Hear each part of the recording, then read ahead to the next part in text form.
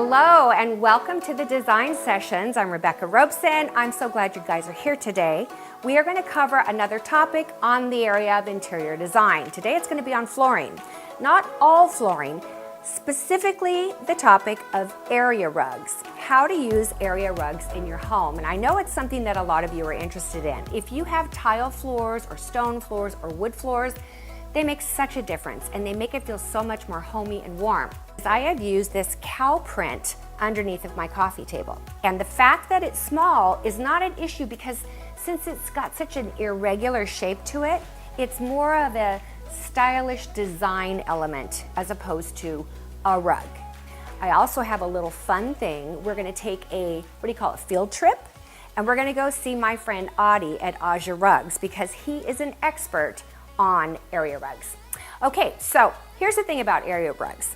They can define your space, they can actually set a tone and even a direction in the design of any given room. There are things you need to know, and I'm gonna cover those things and tell you all about them today. Are you guys ready to get started? I hope you have your PDF already printed up, and I will be tweeting live throughout the session at #DesignSessionsLive. All right, let's get started. Let's start with Dorian's house. Do you guys remember this last year I did a dining room makeover for him? And in this before picture, you can see he's got really cute furniture, it's neat, and he's got great wood floors. We actually redid the whole dining room. But when we did it, we added an area rug. And I just want to show you the difference between the before and the after of what an area rug did for his dining room. And you can see here, this is a really large piece for this space. But it makes that space look so much bigger and warmer and pulled together from a color perspective. This is one of the homes we finished this year as well. This is a master bedroom before.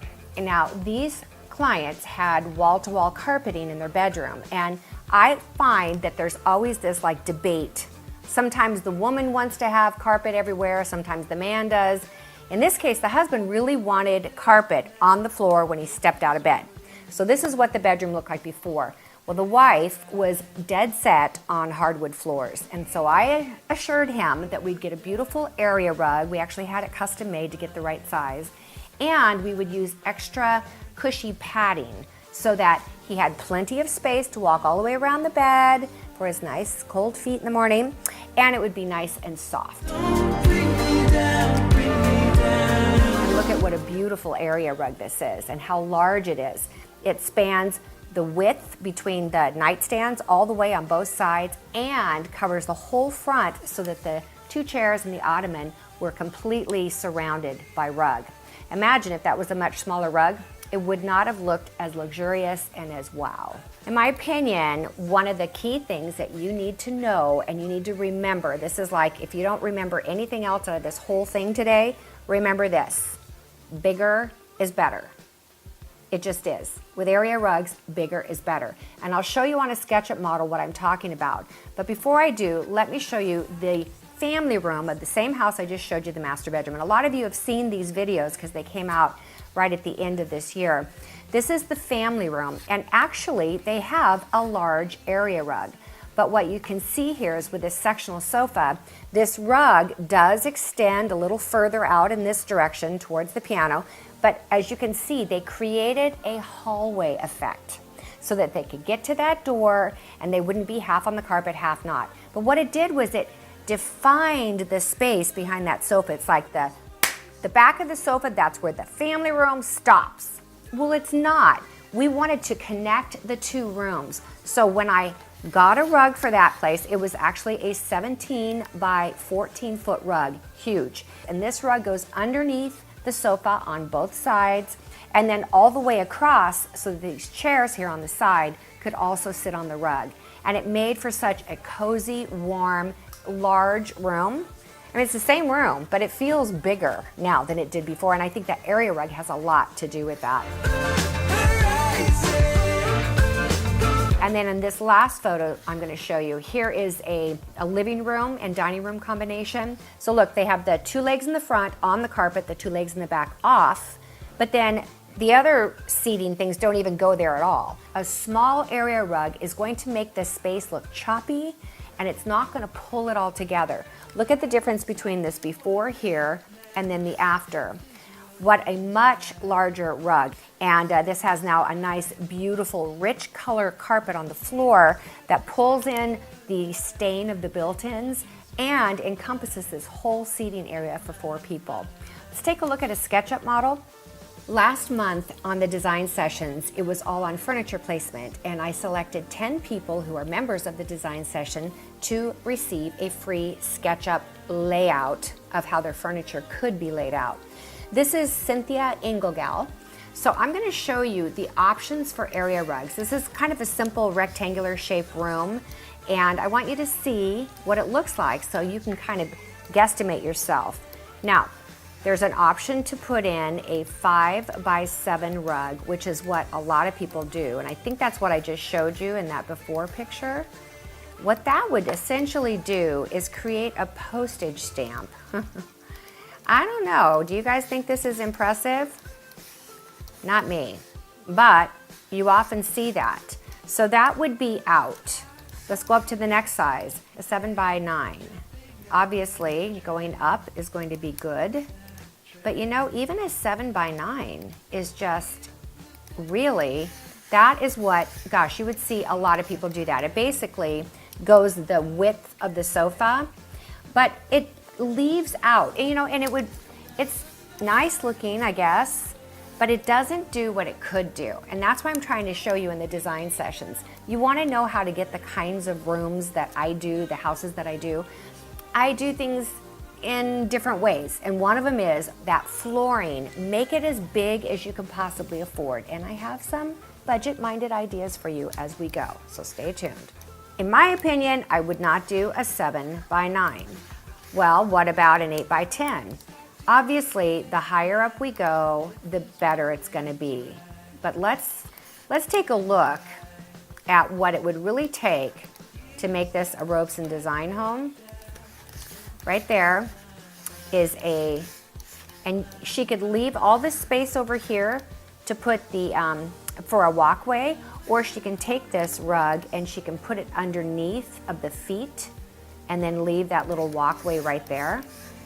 And that kind of helps, but look, her sofa still almost goes edge to edge. There's just a few inches left over. Still not my first choice. Where do you guys think I'm going with this, huh? Let's try a 9x12. That sounds huge, right? So that should work, a 9x12, goodness. If I put a 9x12 in here, it's definitely better than it was. Now, let me show you if Cynthia was a client of Robeson Design and I could do whatever I want, which doesn't always happen, but you know, by and large, people tend to listen to me, which is nice. Everyone but my own kids and husband, right? Just kidding. All right, now we're talking. Now the front legs on the chairs on both sides. Do you see? Here, I'm gonna get rid of this TV right here. Do you see how nice that looks? That's now starting to feel like a cohesive room. Like the furniture, all the front legs on the furniture are able to be attended to. And then on the back legs, what you do is you use those felt tips, the felt little pads, and you build up the back legs so that you have a complete consistent height, right? So your chairs aren't going backwards, right? That's just a little design tip that we use here at Robeson Design. But look at what a nice difference that is. And that is a 10x14. So something in that size. So the overall reaching concept that I want you to get here is if you can have the legs of your furniture all be on the rug, and I don't mean make them go like this so that they can be on the rug. Get a rug big enough so that wherever your furniture should be placed, it's all on the rug. Or at least have the front legs on the rug, and your room will feel so much larger and much more luxurious. Okay? So remember, number one, bigger is better. Now remember how I promised you a budget-minded friendly option. All right, here's one of the things that I've done in the past when sometimes your area rugs, if you're not custom making them, they tend to be near the end of the project.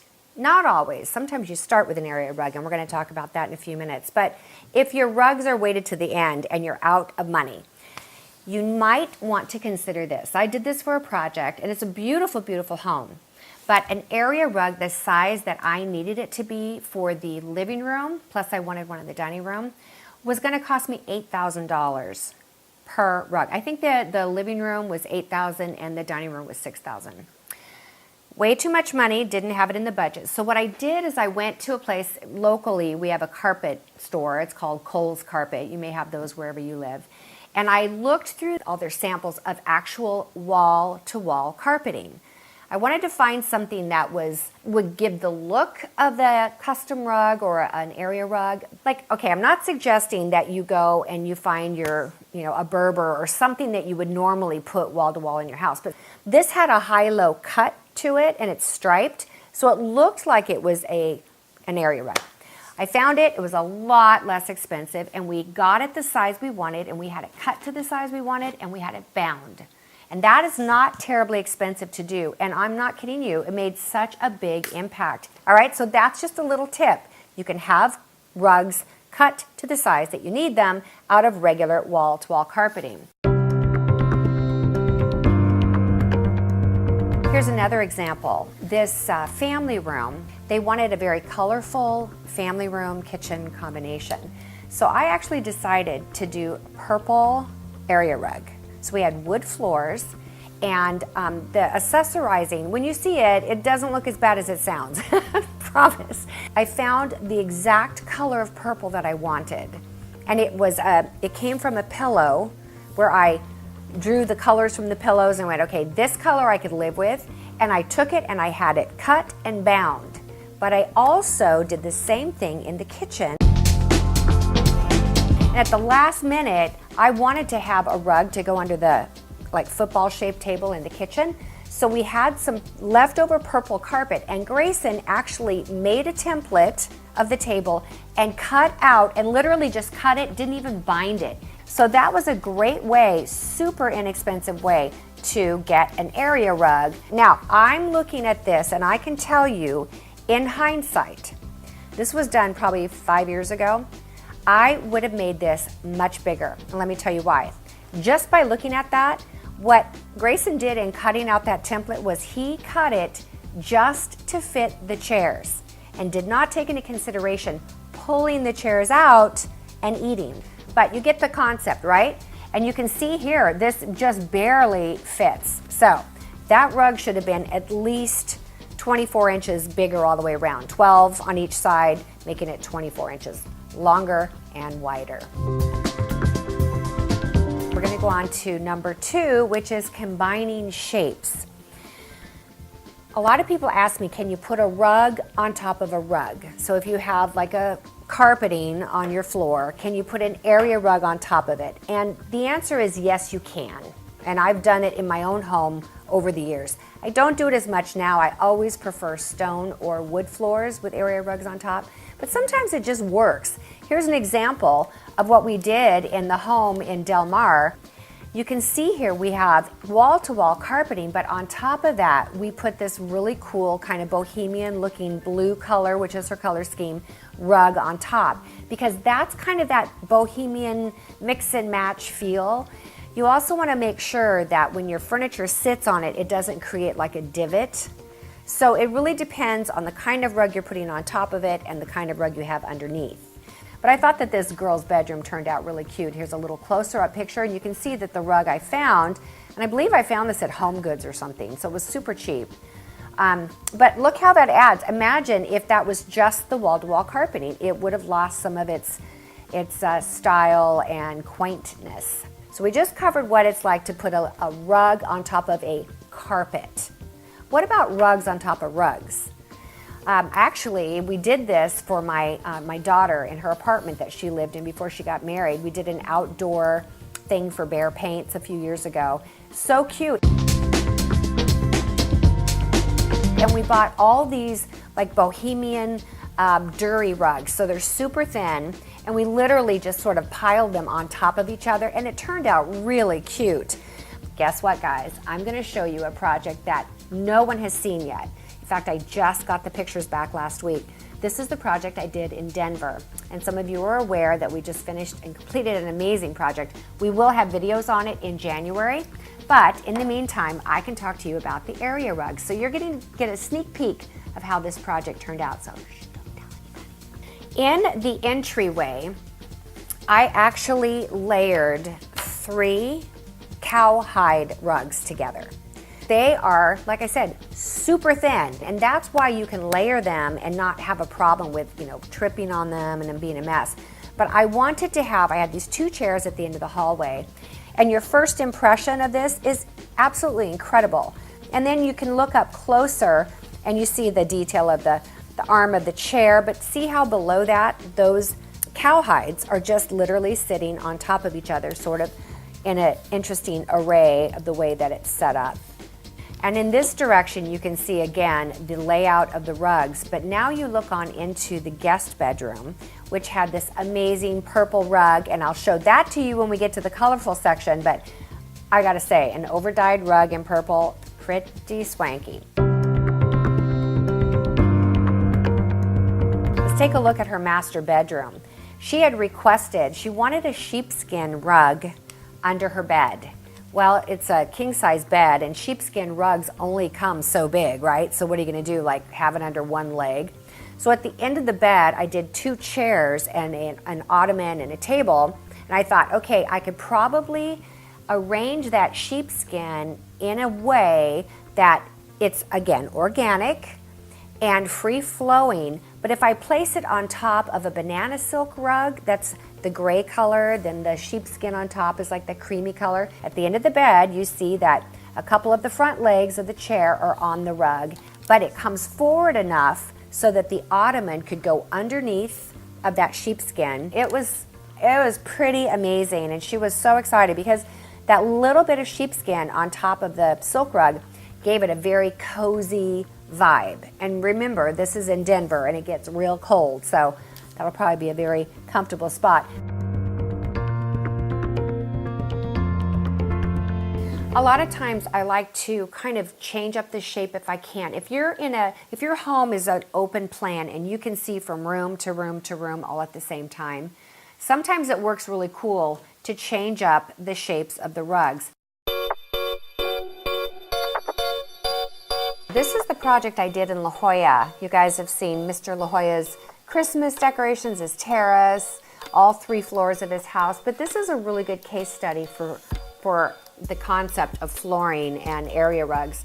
We had area rugs made for him. I'm going to change the color on this so that these stand out more and you can really see what I'm talking about.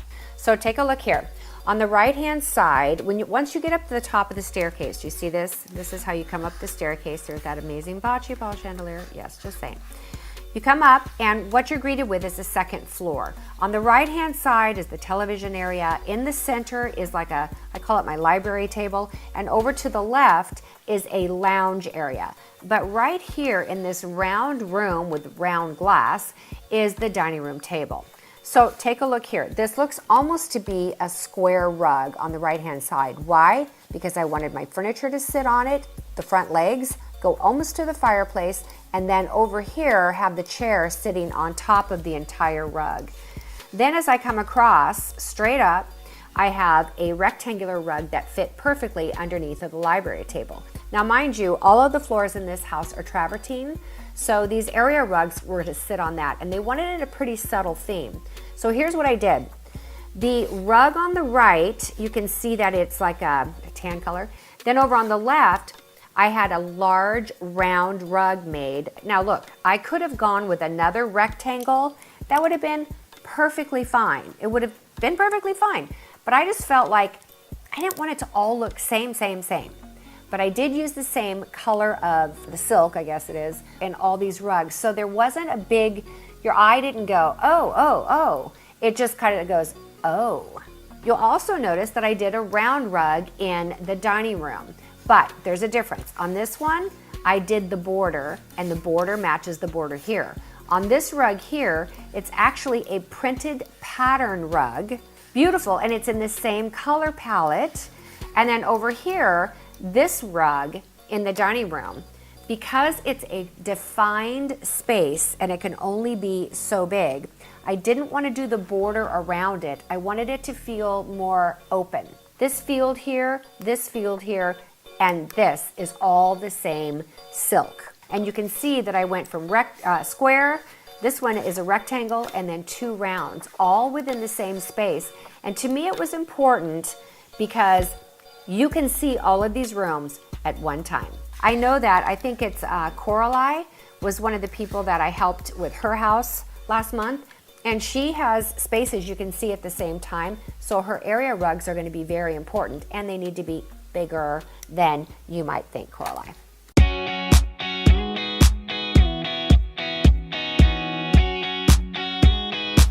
Quiet on the set.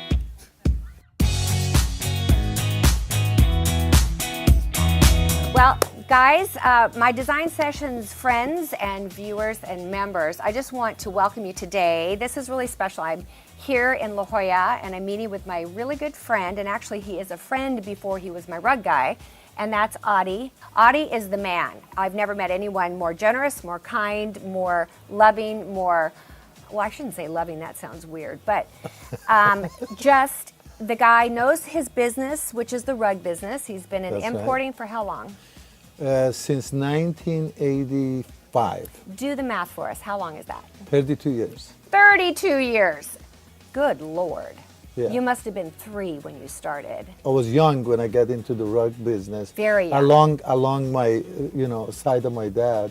But when I got, went to school for civil engineering, got to Chicago, got married, and then I had to put bread on a table, and this was the business I knew. Yeah. Wow, 32 years. I'm not even 32 years old. You started this before I was born. That's right. So the thing is, I was actually friends with Adi's wife first, and she kept saying to me, have you met my husband, Adi? And I'm like, no. And she says, well, everyone knows Adi. And I'm like, okay. She brought me down here to the store, and this is kind of an icon store in La Jolla, and I was like, oh my God, this guy is amazing. And we have been doing business together at the rugs since then. Why? Because he stands behind his products. And the majority of what I do is actually custom made. Did we have this one custom made? All of them are custom. I'm so good.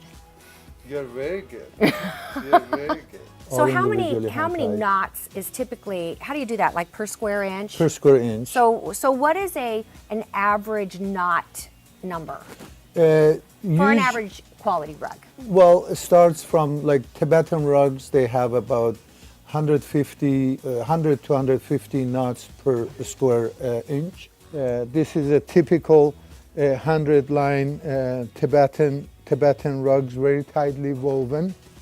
And then it goes up to 1,000 knots per square inch. Wow, and that's what makes the difference in the pricing, correct? Yeah, pricing and also labor. You also sell machine-made rugs. To hotels only. Oh, really? Yeah. You don't sell them to people? No. How come? We specialize in more handmade, unique pieces. If somebody is looking for something completely different, that's where we come in. Right. Machine made, they could buy it online, they could do it other places. Yeah. And you have things that are antiques as well, that are over 100 years old. Correct. They're actually more expensive, aren't they? Most of them are. Even, when it comes to the antique rugs, or older rugs, let's say, some of the rugs, when they were made, they were unique enough that now they are one of a kind. But some of the rugs 100 years ago, they were mass produced. Even right now, they're still an older rug. They're antique, but they're not as valuable. So you got to be very careful when you go to an antique shop to make sure that the rugs you're buying is unique when it was made and is unique now. Or if it's one of a common rug that it was made at that time. So you don't want to overpay for one over the other. Yeah. One of the things I really appreciate about Adi is he's got this policy. I hope it's okay to share this. That if you buy a rug from him, and at any time after you buy it, 5 years, 12 years, you've had people come back after 12 years and say, you know, I don't like this rug anymore. And you know what he does? He takes that rug back and he gives them a new one Or he even gives them their money back. Yeah. Well, we don't give the money back. Oh, good. But we do. Good to know. We do exchange it.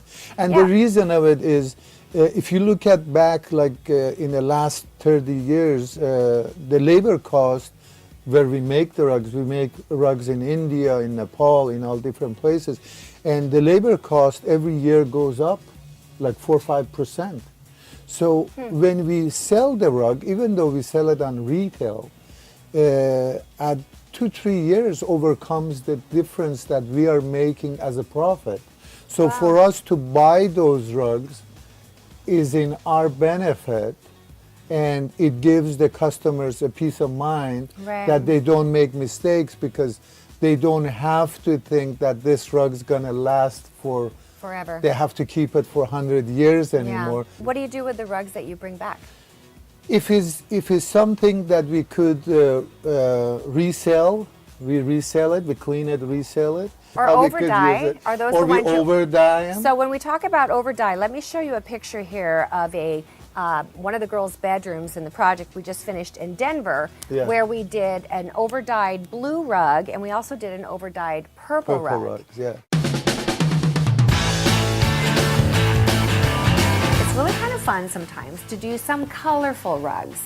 I think that if you have one that you just love, it's a great print or a great color, it can be the springboard to the design of your room. And let me give you an example of that.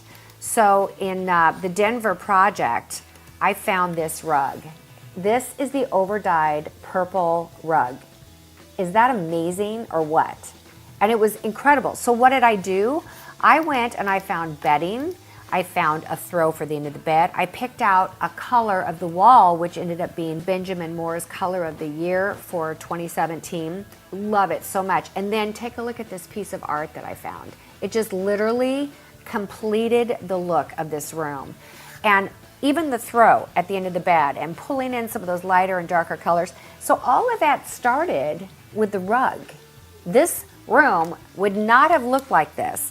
I doubt that I would have picked that piece of art out on its own and said, let's do a room around this. But with the rug, it was so perfect. So it can be a really fun springboard. Take a look at this bedroom, also in Denver.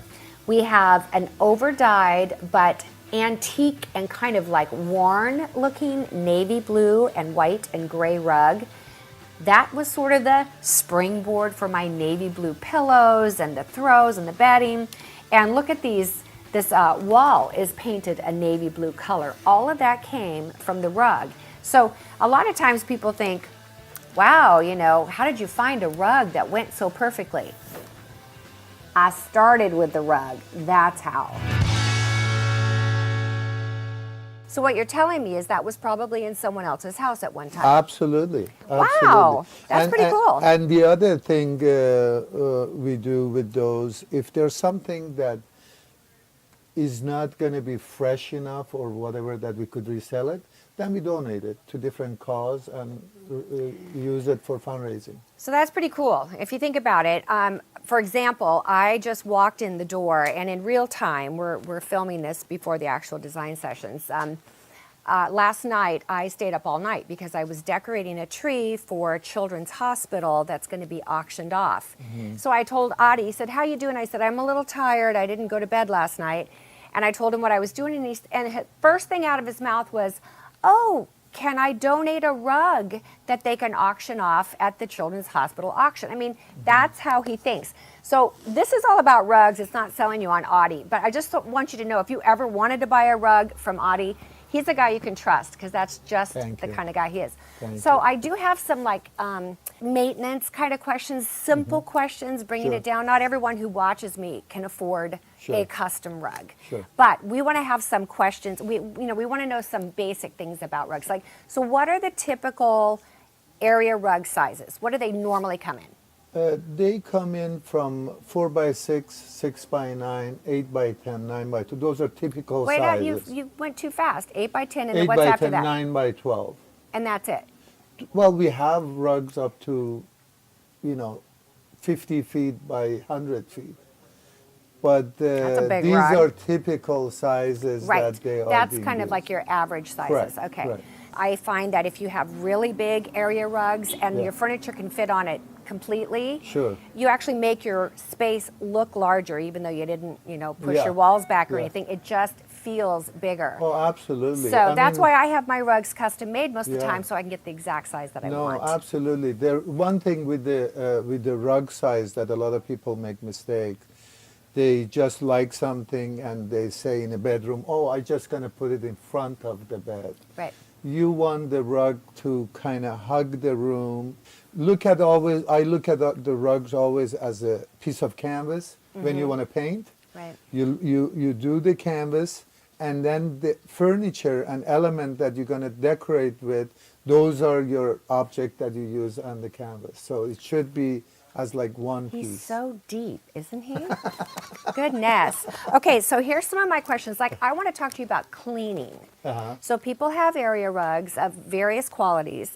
How do you recommend people clean an area rug? First, one thing they should always remember, avoid buying things off the shelves. Don't go to any of these department stores just because they say rug cleaning, grab it and try to clean. Oh, you're not any talking about rugs. You're talking about the cleaning. carpet. Yeah, Okay, cleaning. cleaning because they products. always have these cleaning products that they say is also used for rugs.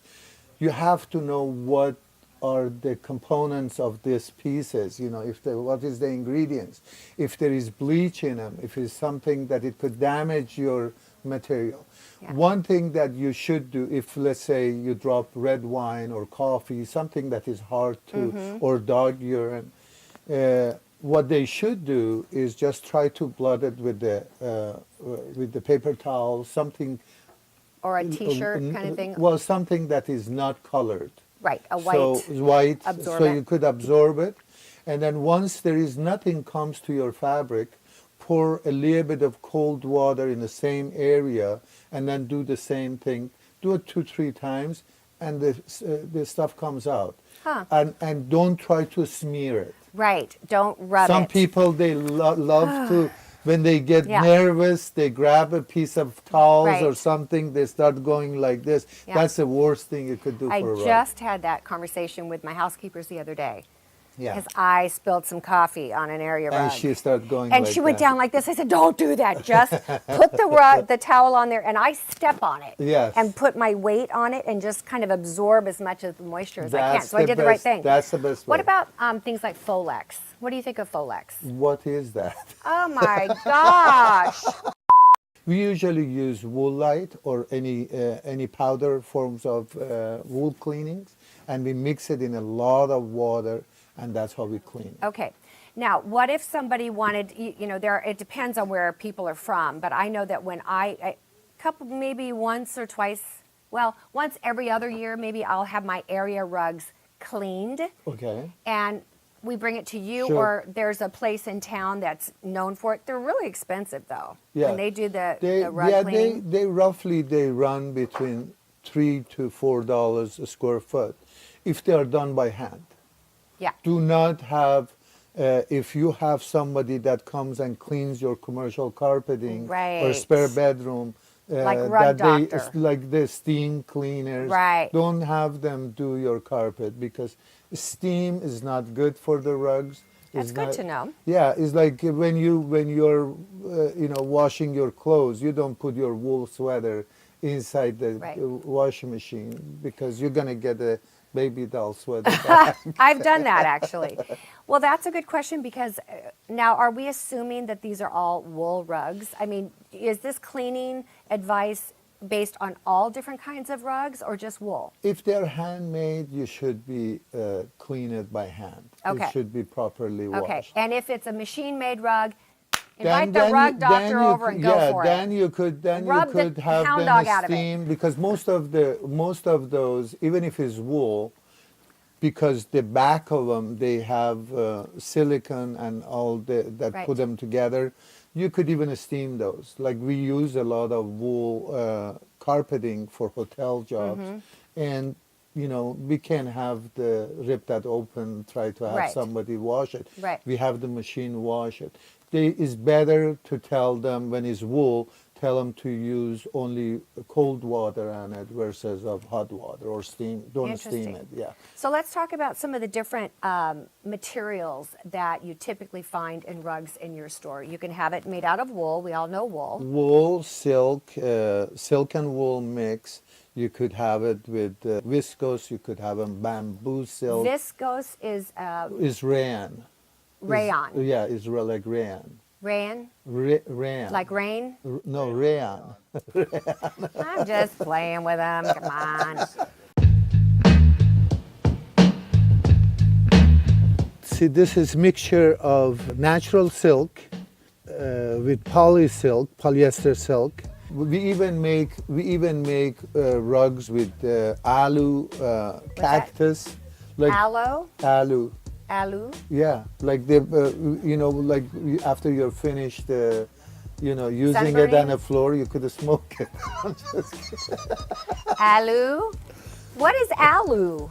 Aloe, linen, and is linen natural linen bleached? Hemp. Oh. Hemp, yeah. Call it hemp. I thought he was using aloe like you get out of a plant. So we mix them all quality, and when you look at it on the other side, that's how it looks. Bamboo, banana silk, we use a lot of different products. It gets a natural, organic look to it, and all the different products just create different texture. What about cotton? We do use cotton. Most of the rugs, actually, if you look at them, the foundation of it is made out of cotton because cotton is easier to hang it over the loom in order to, it gives it a perfect foundation for making a rug. Because of the fact that they are different products, they absorb the dye so differently, and when you look at it on the surface, it looks so different and all very organic look to it. Well, I've always wanted to go to Nepal or India or any of those places where I can see your mother. He always tells me his mother is in the back room weaving my rugs, which I know is not true, but he's trying to make me feel bad. Yeah, not working. She's about 5,000 years old. Ah! 10 years ago or 5 years ago, nobody ever even thought about going to cactus or something like that. No, it takes a lot of, it's very complex kind of job. Yeah, a lot of people, I'd love to see they it. go to the rug store and they just see rugs. They don't see how much effort goes to it. So, for example, when you talked about square inch and 500 knots would be a reasonably good quality rug, right? That would be probably like a Tibetan? A day and a half work. A day and a half to do 1 square inch. Yeah. One thing about the rug making is the weavers, their eyes get tired. Imagine staring at a little space for a long time. Their eyes gets tired and they can't do it for a long time. And especially if it's a rug, like silk rugs, like a Persian rugs and things like that, that's like 1,000 knots per square inch. That rug takes 2 years to make. And how do they even know when to change the thread and that? Well, any of these rugs, crazy. You know what it is? Is like when you're building a house. You first do the floor plan. Mm-hmm. So we do the same thing with the rugs. We do the rugs in the size that they're gonna make it, a plan for it. And then the weavers, they hold the plan in front of them and they has those checker box. So they know how many reds, 1 white, 2 blues. And in the old times, they used to have 1 set of plan and 20 weavers. And there was a guy that used to sing to them the colors. Oh my goodness. They would make a song of how many reds, how many blues, how many white. And they kept just tying knots and just listening. Okay, so you know what my problem is all along, and I know we're talking about hand knotted, right? So you've got this grid, and they go in with a different color thread and they knot it, and that's how they come with this pattern. And I'm sitting there thinking that they're weaving like this, right? It's not, because you couldn't do that. No, the way you are saying, there is a rug that is made that way. And those are the flat weave rugs. This one is a product that Rebecca was talking about, the weaving that she was mentioning, and this is the Kaleen, is a flat weave. They're very thin on the edge, but they're all hand woven. So after they do all these knots, then they go in and they give it a haircut, is that right? Correct. And When- they shave it to the different heights? Different height. Every rug, every design needs to be different height in order to have the design to come out clear. That's interesting. Now, would you say that it's important to have padding underneath of your area rugs? Oh, absolutely. Padding is very necessary. If you don't have a pad, the rugs could shift different ways, for one thing. And then also, the rugs is a living thing. It has to breathe. Oh. If you don't, It's a living thing? oh yeah, if you put a fabric of wool inside the trunk of your car and don't open it for a year, the minute you open your trunk, everything is powders. It's like just get damaged. So what they do is you have to let the air get into it. So what by padding, there is a circulation goes through the rug. And what it does is, if you have moisture, if there is something in a room, it helps to dry on its own and makes That's it really longer. fascinating. Mildew could happen Right. if you don't have that. That kind of leads me to my next question. You just mentioned mildew, right? Yeah. So outdoor rugs, if they get wet and they're too thick, they can cause mildew and Yeah. and not work. So what kind of material do you think makes for a good, healthy, Outdoor rug. safe outdoor rug? I think polyester could do fine. You wouldn't do wool. No. Even the foundation is better if you use fishing line or something that it just holds it better outside. I actually designed a line of outdoor rugs. Yeah. This is a moment. Yay! That is so fun. This one is called Maze. Anybody know why? Very exciting. It's amazing. That we have been experimenting on, and we've been, we get a whole set of them back and we sit them outside and we see how long it takes for them to fade or if they do. So we've changed our materials quite a bit, and you Correct. have what we think is the final set coming in Correct. soon. Yeah, within a couple weeks. I've actually created this line where there are combination different patterns in the same color schemes that combine together. So let's say you have an outdoor space where you have an eating area, a little living space, and maybe like a deck or something. So there's like 3 different styles in the same color scheme that all work together. So I think it's going to be kind of a fun way It's to market going to it. look beautiful. So, like Adi said, we both love outdoor area rugs. Let me show you some of the ones that we've done. You guys remember the house in Del Mar that we recently finished? And we did that outdoor room. Oh, love that thing. Well, what we didn't have at the time we filmed the video, nor did we have at the time we did the professional photos, was the outdoor area rugs, because I don't know, someone was spending a day and a half to do an inch worth of, I don't know. Wasn't that crazy? I couldn't believe that. What a statistic. What a job. But take a look here. These are fun black and white geometric rugs that we had done. And it really pulled in the fun pillows that I'd already selected. But all these bright pops of hot pink and orange just looks so amazing. So this is a fun area rug here. And then we did it as well underneath of the dining room table. Now, in the Rancho Santa Fe home, here's an outdoor table and umbrella and chairs. And look at this huge oversized rug that we got for that space. Big difference. If that rug wasn't there, this table would look sort of lost.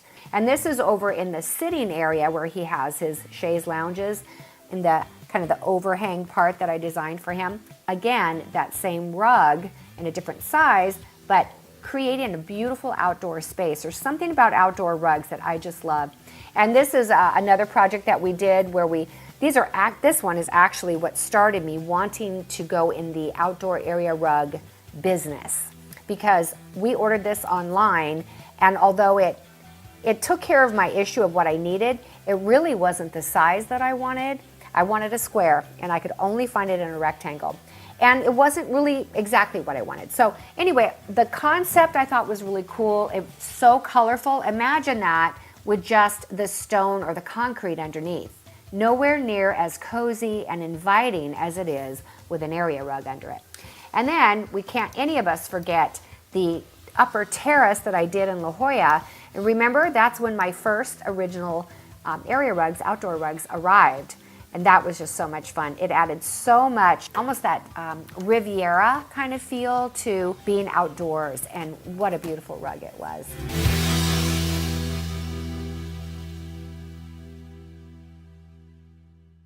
Okay, so I have another question about cleaning. Yes. So I personally Yeah. don't have any interior rugs in my house. Did you know Oh, that? wow. I didn't know that. Yes, I do We not have to fix that. Yes, I think we really should. I have amazing rugs in my office thanks to this guy. He provided us with all of our rugs at Ropes and Design, and we just love them. And she doesn't break the news about the inside. We You've had been to my home. wonderful dinner. Yeah, but I think I may have you had had a rug, in there. Yes, Yeah. well, what happened is my dogs. So that's where I'm headed here. Oh, Pets. What do you do when you have pets? Now, I do Yeah. have one interior rug right now, and it's the cowhide that I got from you Oh, with yeah. the holes in it. Yes, I yeah. have that underneath of my coffee table, and I put it down there for Christmas. wow, yeah. And it looks amazing. And I think we're going to be able to survive. I don't think any dog is going to have an accident on it. But what do you do about pets? You do you just could- say no rugs, or what can you do No, and still have rugs? obviously everybody has pets, and you can't say no to pets. So you have to kind of find a way to live together. Now they have a product that we could Scotch guard the rugs that is inside, and you could easily just wipe it off. So it doesn't take much. We almost are able to get any spot out of the rugs. So Really? even if they do have incident, you don't need to throw away your rugs because it smells like a dog urine. Have it do just you properly have cleaned. this- but when you say properly, we don't. This wouldn't be just a wipe it up and put water on it thing. You'd want to have. Aren't there No. certain pet cleaners that actually do take the smell out? We do take the stain out. We do. meaning you. Yeah, we have. So every we have a time Fido cleaning has an accident, you're coming over. Is that well, what you're no, saying? we don't. No, what we do, we Scotch guard it. Right. So this way you could pat it when they have accident. You just could clean it. But Right. if it happens too much, it's older dogs, they can't control themselves. So I just had the funniest memory. I'm sorry to interrupt you, but I have a really hilarious memory that I totally forgot about. So when we first kind of met each other and I started buying rugs from you, you let me take some sample rugs out. Oh my gosh, I totally forgot about this. You let me take some sample rugs to show a client. And while the rugs were at my house, my dog, no, my dog started unweaving the rug. Taking the rug And apart. I was like, oh my gosh, she's chewing on the edge. Yes, and I yes. had to return a rug to you and say, I am so sorry. What do I owe you? And he didn't charge me anything. He said, it's no problem. And they cut it and they fixed it. And oh my gosh. It happens. hilarious. We could fix it. Yeah, it's like anything could be fixed. We have had incidents that we, took 10 rugs to a customer, and we installed the house the entire day. And after that we left, the customer left because they spent the whole day is just Right. waiting for us. So they left, and they left their dog at home, and the dog felt neglected and chewed every rug that we installed. So the next day we had to repair 7, 8 rugs for them. Oh my yeah, gosh. it does happen, but Or they mark their territory. obviously, not all dogs they are. Right. Chewer or Right. like they get upset. The people, they walk around them like feels like they're gonna step on them and they're gonna Right. break them. The rugs, some of these rugs that we have, they are over 100 years. So it's been always in somebody's home and someone was using it. So if they went through all those years of living That's on true. the floor, Yeah. you don't need to be worried about it. But just have to learn how to take care of them. You need to wash them properly. So I'm thinking to myself, let's say you are like my daughter, Shara, right? Yeah. She's young, married. She's, setting up her household. She's gotten some things, and she got a rug from you. Sure. But my advice to her was make sure that what you select for your rug, you're going to love for a long time, because this is pretty much an investment piece. It's probably one of the more expensive things in Sure. our home. If you're trying to be smart about it, Yeah. I think going with really neutral shades Is easier, yeah. it's easier. You're gonna enjoy it and Correct. appreciate it longer. You're not gonna get tired of it. But I tell you what, ladies, if you talk your husband into a $5,000 red Persian rug, you better love that thing, because 5, 6, 10 years from now, when that goes out of style, your husband is going to remember how much you paid for that thing, and you're going to have it for a lifetime. Or buy it from someone who could come back and exchange it whenever you get tired of it. Oh, was that amazing or what, Audie? Now, in this family room, this is a project we did. We also did a parlor for these people. This was one of those rooms that was definitely inspired by the rug. It was like, everything in this room must go. We're willing to spend close to $100,000 to remodel this room, but the rug, we want to keep the rug. I was like, okay. Fortunately, it was a huge rug, so that worked out. And we kind of went with this like man's rowing club theme, so it really helped. I pulled out the color of the walls from that. Right in this space, we had this really fun geometric, like a diamond pattern and striped walls and green. Look at this flooring. This is in a children's playroom, and it's actually an indoor-outdoor rug. So I knew it could take the wear and tear. It could be, pulled outside and hosed down, for that matter. And it really just pulled this room together so perfectly, and that was fun in a kid's room. This is a guest room in our La Jolla project. I love this area rug. Take a look at this. It's kind of a I believe it actually is a Ralph Lauren rug, but that rug I found first, and then I found the bedding afterwards. So again, it was a great starting point, a great catalyst to create an entire design and theme all around just the rug, and no one would really know that's where it started. In this case, this was my son's first condo, and you can see here, huge design mistake, super tiny rug underneath of a dining table. Well, this is probably 12 years ago that this picture was taken. I still love it though. I think it's a great shot. But look how fun that rug is. So unlike the other spaces where it started with a rug, this was one of those things. I bought this rug online. I think it was $400, and it added so much personality to this space, which was otherwise gray and white and green. Just adding that rug, giving the splash of color, and then of course pulling it up with the flowers in the center. I mean, that made that really a fun dining room, something as simple as a rug. So if your colors are very neutral and kind of plain, go for it. I know that my mother, she's in her late 80s, and she has wood flooring, and she'd love to have an area rug downstairs, but she's afraid to, because a lot of times elderly people trip over area rugs. Yeah. Is there anything you can do about that? Well, they got to make sure that don't put a thick padding. Right. They have to choose a padding that it does the job, but is close to the ground. These rugs the base of them is combination of bamboo silk with wool, and they're very thin for people. We were talking earlier about the wheelchair, so it'd be easy to drive or wheel over it. I personally think it's okay to, let's say, have the front legs of your furniture here on a rug and the back legs not. Uh-huh. You probably don't. You probably think you need it. But If it's there are times certain rooms you could cheat with the size of the rug. Yeah. Certain rooms you can't. If you're doing a dining room, oh yeah, that I you would can't. like to have the rugs. They pull the chairs back to where they are comfortable, Right. and then measure 100%. about 4 inch to 6 inch past the back legs, and they do that. You can't cheat in that room. But if you have a sofa against the wall, Right. then you could put the rugs Right. in under the front legs, Right. and it still be okay. And- But if you walk into the room and the sofa is floating, Right. then I like to have at least 2 inches of the rug rugs behind it. bleeding over, because then it just layers it in your eyes, is easier to look at. I think so too. And what we have found is when we do have to have some of the legs off, if it's 1 or 2 or whatever, we usually use those felt pads on To the keep legs it- that are actually on the floor So it rather than the doesn't- rug, so that it is, you know, Steady, level. yes.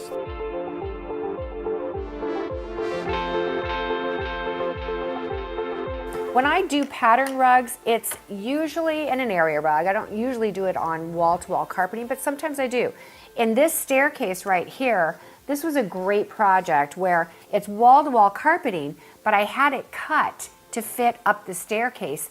And as you can tell in this picture, that was an installation that probably no one would ever want to do again.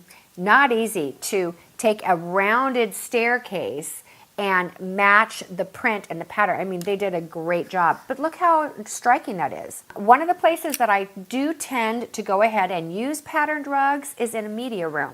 I don't know why, for some reason, maybe it's the hotel concept or something like that, but in a media room, it's meant to be kind of a dark room anyway, but the rug itself isn't the star. That's because whoever's on the screen is the star. But you can do some fun things with rugs when you are doing like a media room or something like that. And one last thing about print rugs. I mean, you can go with the Persian rugs and things like that. Remember the man's rowing club family room I just showed you? Well, this is the parlor, like the guys, you know, they go in there and smoke cigars and drink wine and play poker or something. But this was such a cool remodel that we did here, and we used a rug they already had. But here's an example of a print rug and how you can use it. Just remember, if you're going to have a print, look here, print on the floor, but then the upholstery is striped. Pulling your colors, your fabrics, and your rugs together is a very important part of coming up with the right look for your home. And on that note, let's talk about fabrics and rugs together. I have just a few photos that I pulled out of my files of projects that I've done, and I want you to see how the area rugs and the fabric samples were all pulled together before any decisions were made. You don't necessarily see the burgundy and the navy blue and the gray in that rug, do you? No, but look at the plaid. The plaid has the burgundy, the gray, and the red, but it has a tan stripe in it. The tan stripe now goes over to the tan piece of material in the middle, which ended up being the sofa, and you pull it all together, and this is how that living room turned out. And that area rug is a big part of it. At the same time, while I was pulling fabrics for the living room, I was also taking into consideration that I have the living room, and I have an entry, and I have a dining room. All three of those things you can see at the same time. So my gold patterned rug in the living room was going to be my star. And then in the dining room and in the entryway, I chose this rug here. And you can see it's got the same exact shades and tones in it. The striped rug did not compete with the printed or patterned rug, and vice versa. In this same client's home, we did a similar thing in his family room.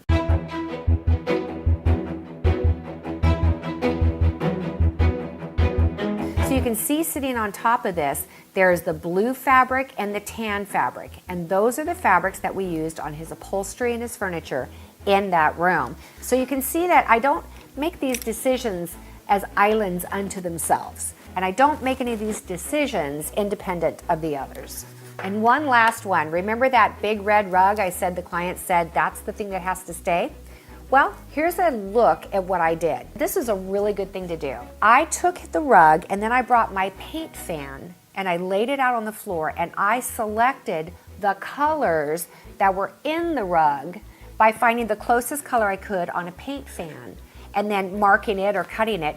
And then when I went looking for fabrics, I was sure that I was at least in the right tonal direction. So that's how I do it. That's how I lay out those colors and the paints and the fabrics, and I hope that's helpful for you when you're picking out your area rugs.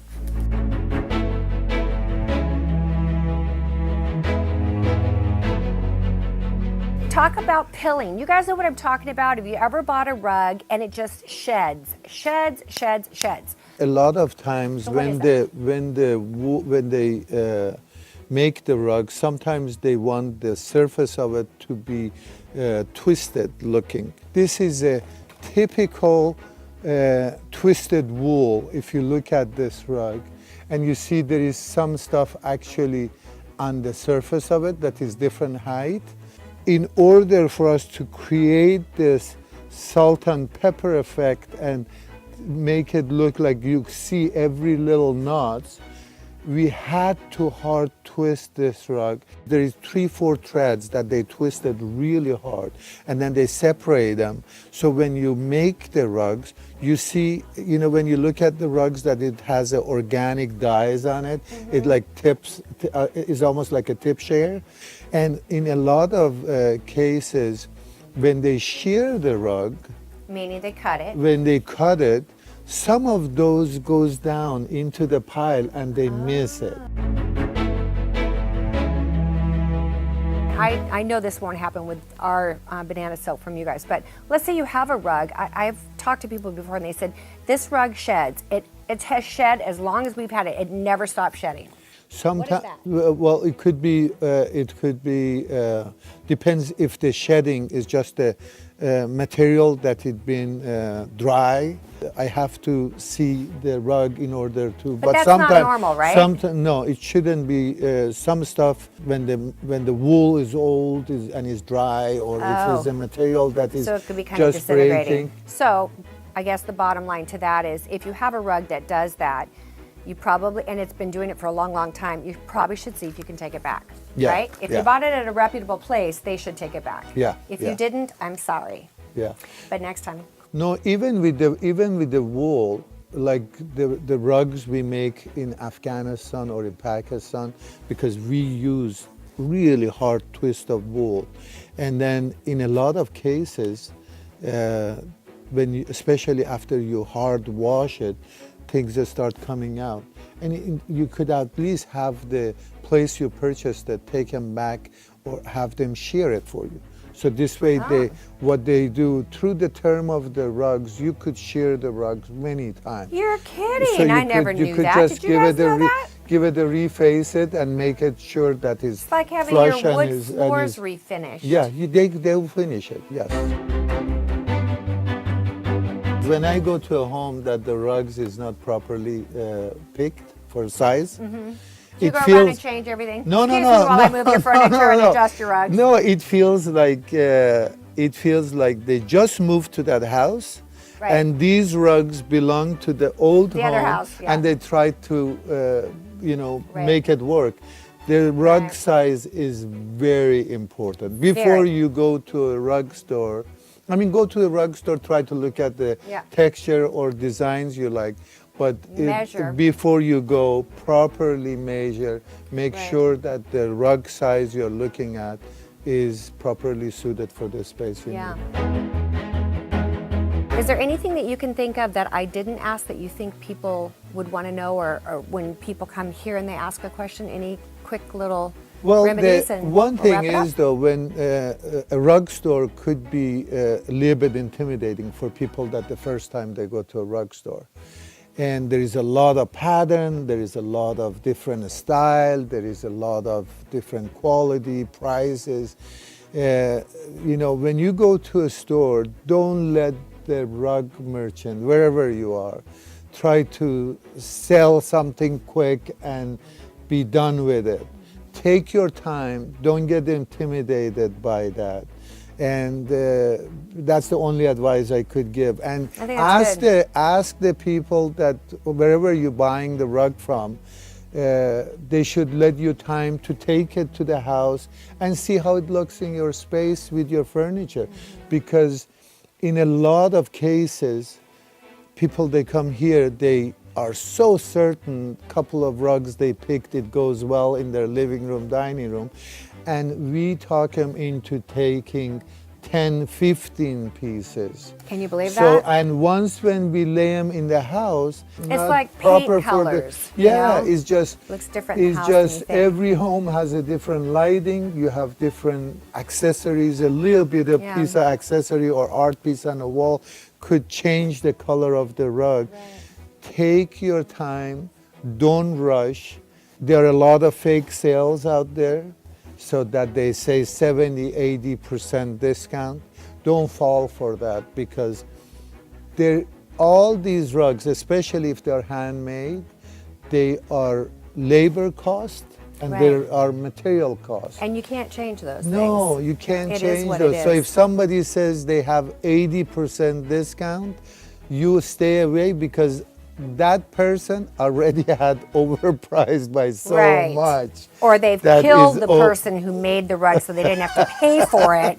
So, So now you- they can get a really good deal. So go to the store with peace of mind and make sure they know that you want to take your time and pick the pieces you like. Let them take it to the house or have them bring it to your house and look at it for 24 hours. Make sure you wake up in the morning, you still like it. And before you purchase it, make sure they write everything they told you on the invoice. That make sure that if you don't like it, you could return it, you could change it, you could do all the stuff they tell you when they're selling it to you. Thank you so much, Audie, Thank especially you. for kind of closing down your store today so that we could film this. Thank hey, that's you. a lot of money he's missing right now. It's all right. There's It's all really great people out there on the streets of La Jolla dying to get in here. right. You know, Really money is appreciate not everything. Your friendship worth $1 million. I Aww. already made $1 million this morning by meeting her. Oh, you're hilarious. Thank you so much. Thank you. So I hope I have answered almost, if not all, of your questions on area rugs. Remember, we'll have another design session where we cover tile and stone floors. What do you do if you hate your stone floors and you can't do anything about it? Well, that would bring us back to area rugs, wouldn't it? We're also going to go over wood flooring, vinyl flooring, everything you can think of that has to do with flooring, but that will be a coming design session. So I hope you guys stick around for that. And remember, every month we come up with amazing content to help you guys get your homes in the shape you want it to be in. Something better than you've ever had before, taking it up to the next level. Okay, thank you for joining me. Thank you for those of you who tweeted me. I look forward to interacting with you guys every single time. All right, tell all your friends that you know about the design sessions, and I'll see you guys on YouTube, okay? Bye-bye. Oh, and Happy New Year.